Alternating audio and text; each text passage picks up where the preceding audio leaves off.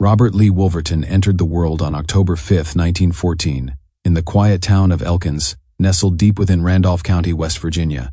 Long before war would carve his name into history, he was simply a boy with an impossible dream. From the moment he first heard stories of the United States Military Academy at West Point, he became captivated by the idea of service, honor, and leadership.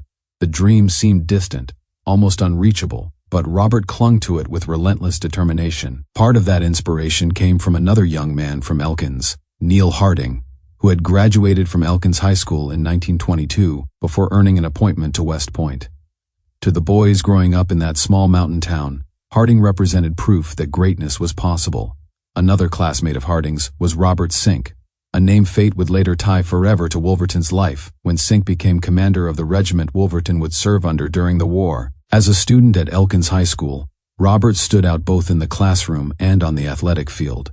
Football became one of his greatest passions, but the game nearly shattered his future before it had even begun.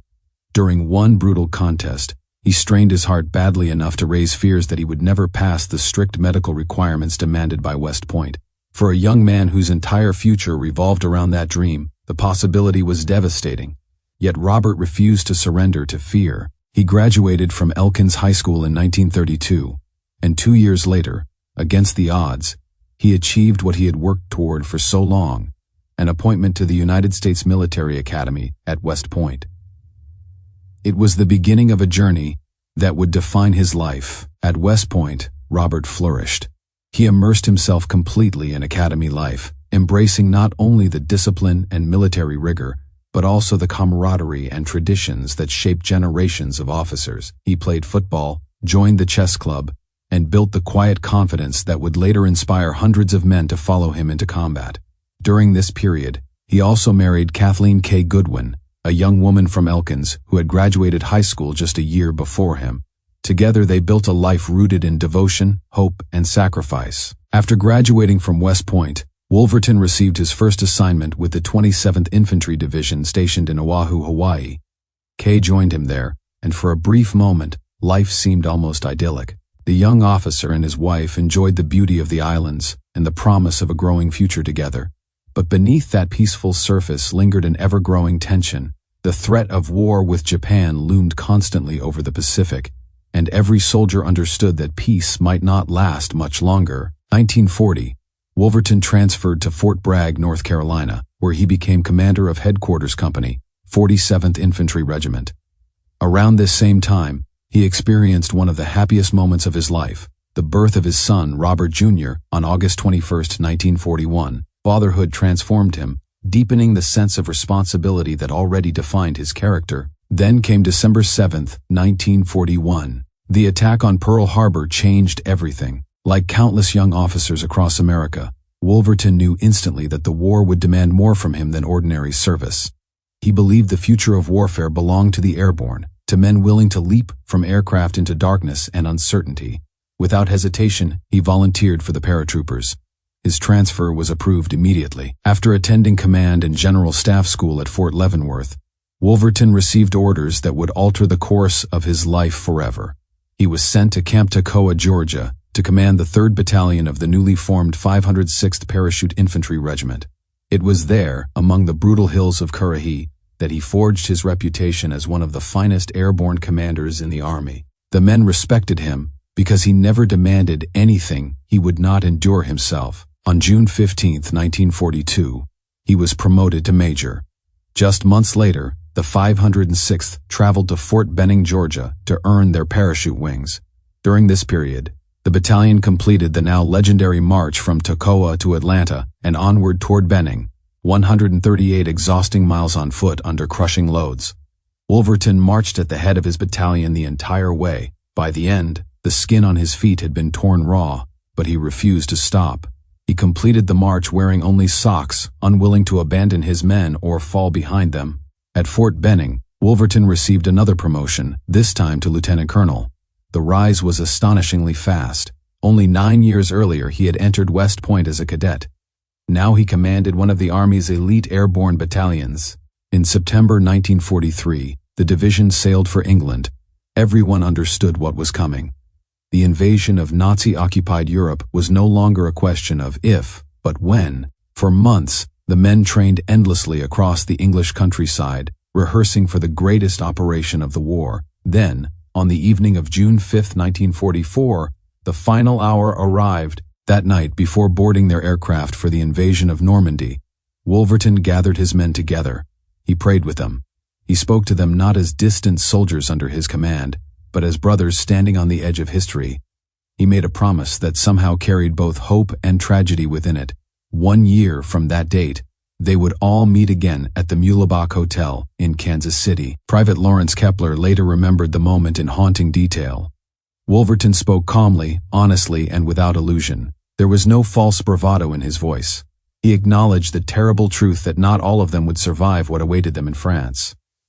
Silence gripped the camp as he finished speaking. Men who had endured months of brutal training stood frozen, listening to the weight of mortality settle over them. According to Kepler, the silence afterward was so complete that you could have heard a pin drop.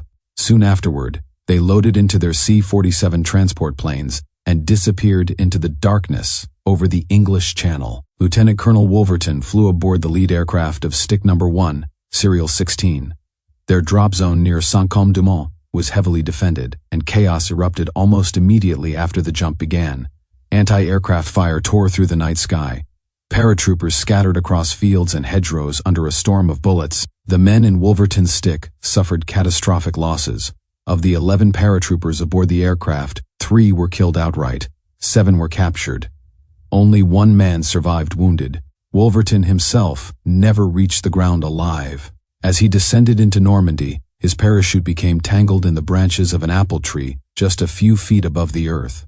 Helplessly suspended in the darkness, he struggled desperately to free himself from the harness while German troops closed in around him. What followed was an act of unimaginable cruelty. German soldiers opened fire on the trapped officer, riddling his body with bullets as he hung defenseless in the orchard. Witnesses later recounted that the soldiers continued shooting him long after death, using his body for target practice. Some accounts state they also stabbed him repeatedly with bayonets. When American troops eventually recovered his remains, they found more than 150 bullet and bayonet wounds. The horror of the scene became etched forever into the memories of those who witnessed it. One prisoner of war, Joe Byerly, later described seeing 2 paratroopers hanging lifeless from the apple trees near the POW field at Leferogue. German reinforcements passing by fired casually into the corpses as though participating in some grotesque game. Blood-covered bodies twisted violently with each burst of gunfire.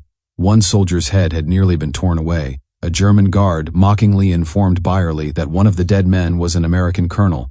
In that instant, Byerly realized it was Wolverton. He broke down in tears. The loss struck the battalion with crushing force. Wolverton had not merely been respected, he had been loved. To the men of the 3rd Battalion, he represented everything an officer should be: fearless, compassionate, relentless, and loyal. His body was eventually returned home to the United States, where he was buried with full military honors at the cemetery of his beloved West Point. The Army posthumously awarded him the Legion of Merit. On November 10, 1946, the medal was formally presented to Kathleen Wolverton by Major General Maxwell Taylor.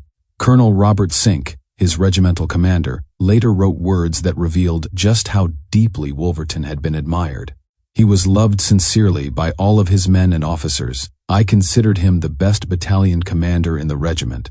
Even after death, Wolverton's story refused to fade into history. 1945, at a German prisoner of war processing station, an American officer noticed something strange on the hand of a captured German soldier, a gold American-class ring. Upon closer inspection, the officer realized he was holding Lieutenant Colonel Wolverton's West Point ring, stolen from his body as he hung dead in the orchard in Normandy. The ring was eventually returned to his widow in 1946, though over time its whereabouts became unknown, adding yet another layer of mystery and sorrow to his legacy. 2 years after D-Day, on June 7, 1946, the surviving men of the 3rd Battalion gathered at the Muhlebach Hotel in Kansas City, honoring the promise Wolverton had made on the eve of battle. The war had lasted longer than any of them expected, and many of the faces they remembered never returned home. But they came anyway, carrying memories of the commander who had once stood before them and spoken with such calm courage before leading them into the fires of Normandy. Today, a memorial to Robert Lee Wolverton stands in Saint-Côme-du-Mont, overlooking the orchard where he died.